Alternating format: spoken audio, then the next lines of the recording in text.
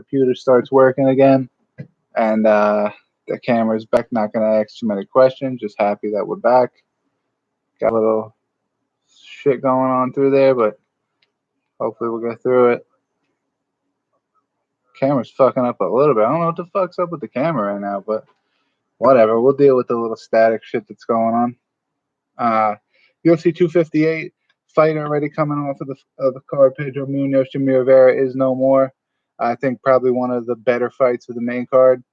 Scratched. I don't know what happened. Maybe COVID or something, but it got postponed a few weeks. Card's going to kick off. Replacing it's going to be Andre Ewell versus Chris Gutierrez. Great fight to replace on the main card. The main card that needs some beefing up. One of the more lackluster main cards of a pay-per-view that we've had this year and part of 2020. So kicking off the main card, Maki Patolo versus Julian Marquez. Marquez making his return. I think his last fight, July 2018, so almost 3 years ago, 2.5 years ago. He's 6'2" to 72-inch reach going against Patolo, who is 5'9", with a 73.5-inch reach. So good height advantage for Marquez, a little tiny bit of a reach advantage for Patolo. Patolo's 13-7, 7 wins by knockout, 3 by submission, 1-3 in the UFC though. He's on a 2-fight losing streak at the moment, being submitted by Darren Stewart and then losing a decision to Impa Kasanganay. Marquez 7-2, 1-1 in the UFC. He lost his last fight by split decision to Alessio Di Chirico, and then won before that by submission over Darren Stewart. So Darren Stewart was able to submit Maki Patolo, and then Marquez was able to submit Darren Stewart. You know, all these fights happening a few years apart from each other, so you know, fighters develop. It's a little bit of a different game, so you never know. But that one common opponent kind of seems to set the tone here. Marquez coming in at minus 165. That's one favorite I think I'll take for this card. I'm going to take a good bit of underdogs for this card, but this is not going to be one of them. Go Julian Marquez, probably submission. Maybe even knockout, because he's got a 100% finish rate, 6 knockouts, 1 submission, and he's never been finished in his career. So I think it's going to be hard for Patolo to finish him. And while Patolo is not prone to being finished either, I think it's going to be easier, for Marquez to get the finish than it is for Patolo. So I'm going to go Marquez submission. I wouldn't be surprised if he gets a decision or a knockout. Pedro Munoz, Jimmy Rivera, of course, is canceled. Kevin Gastelum versus Ian Heinisch should be a good fight. I think the odds again on this one, Gastelum being the favorite, kind of split the right way. 15-6-1 is Gastelum on a 3-fight losing streak at the moment, dropping decisions to Israel Adesanya and Darren Till, and then being submitted by Jack Hermanson in his last fight, which he was doing pretty decent in that fight. Drops down, Jack Hermanson gets the heel hook and finishes them. Heel hooks are always kind of, it sucks when you lose by a heel hook because it's not really, it's kind of easy to get sucked into a heel hook and very hard to get out of it once you're in it. So I feel kind of bad for him for that fight, although I did pick Jack Hermanson, so I was happy that Hermanson won that fight. Let's see. His biggest UFC wins are over Jacare and Bisping. He's been in a bunch of big fights, but those are his biggest wins. He's never been knocked out, and he's only been submitted twice. Whereas Heinisch has never been knocked out, only been submitted once, with his last fight a TKO win over Gerald Meerschaert. He's 14-3. His other biggest UFC win on Antonio Carlos Jr. So Ian Heinisch obviously fighting a lot less. He's not fighting high in the rankings, win or lose. His two biggest fights are Meerschaert and Carlos Jr. Gastelum's got the experience. Gastelum's got the wrestling. Gastelum, I think, has more power. I think Ian Heinisch is going to have a slight height and reach advantage on him, but I don't think that's going to matter much. Let's see. I really want to figure out what the fuck is going on with this camera, man. That is just weird. Whatever. But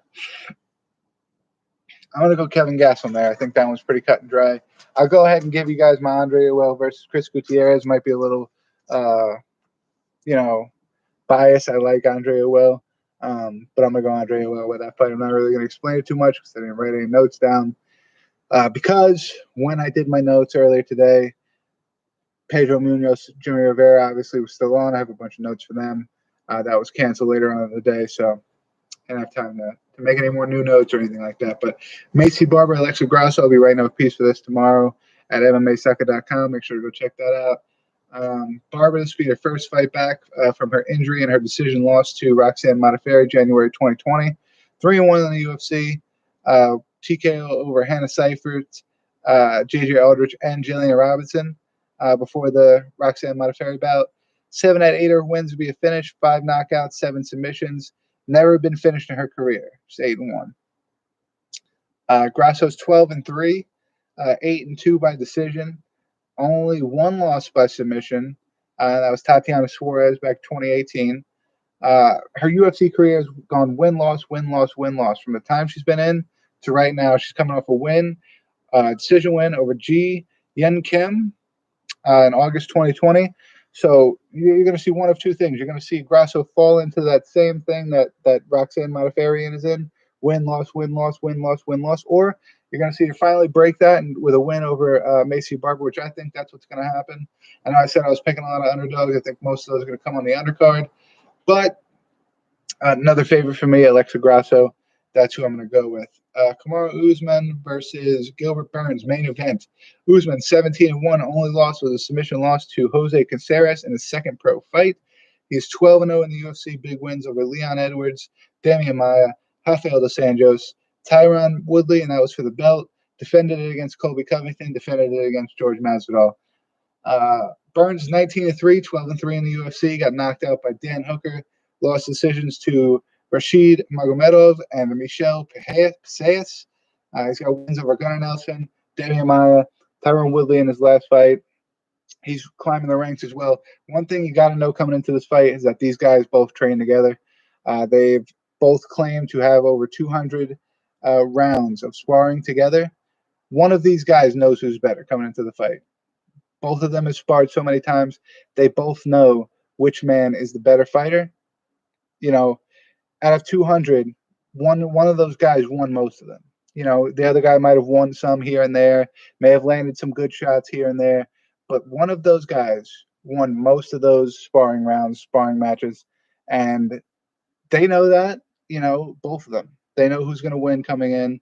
You know, they know what game plan they have to. Whoever is the guy who is losing most in the sparring rounds, he knows what he has to do, what he has to accomplish to try to have a shot in this. But it's pretty much cut and dry. It's one guy going for a long shot and one guy doing what he's done for years and years and years, and that is just you know, in sparring you just want to outpoint. You want to just work on your technique and do this and that. So it's not as much, you know. Mello, get over here. Mello, come here. Come here. In sparring, they're not really going for the finish as much. But, of course, in a real fight, they're going to be. So I see this fight ending inside the distance. It's hard to pick who's going to win. I'm going to go Kamaru Usman, got a little bit of a size advantage. Definitely appears to be the better wrestler. Burns maybe have a little bit of advantage in the jiu-jitsu. But standing up, they look pretty even. So wrestling versus jiu-jitsu, I'm going to go wrestling. Mello, get your ass down here. Hi. Mello. Come here. Come here. I'm going to go Kamaru Usman in that one, just because I think he gets the advantage in a couple of places there. Bobby Green taking on Jim Miller. Rodolfo Vieira versus Anthony Hernandez is also on the card. Biel Muhammad, Diego Lima, Poliana Viana, versus Mallory Martin. Ricky Simone versus Brian Kelleher. Gabriel Green taking on UFC debut Philip Rowe. Jillian Robinson taking on Miranda Maverick. And then, like we said earlier, Andre Will, Chris Gutierrez taking its spot on the main card. I think the week after that, after this week, is going to be Derek Lewis, Curtis Blades, which, you know, you hope that Blades is going to try to strike with him. It's going to be somewhat of an interesting matchup, but you got to think in the back of your mind, Blades is such a good wrestler that why would he take a chance standing up with a guy like Derek Lewis going to take him down? After the first takedown, that should pretty much be all Lewis has got with stamina. after trying to get up and get up and get up in that first round. So I think he's going to be tired. Second and third round, it's going to be easy to take him down, and that's going to be a pretty cut and dry fight with Curtis Blades winning that fight. I'll go ahead and make my prediction now. I'm going to go Curtis Blades for not this weekend, but next weekend. Co-main event, or at least on the card. Andrei Arlovski versus Tom Aspinall should be a good fight. Let's see a couple other ones that are on here. Yana Kunitskaya versus Keatlin Vieira.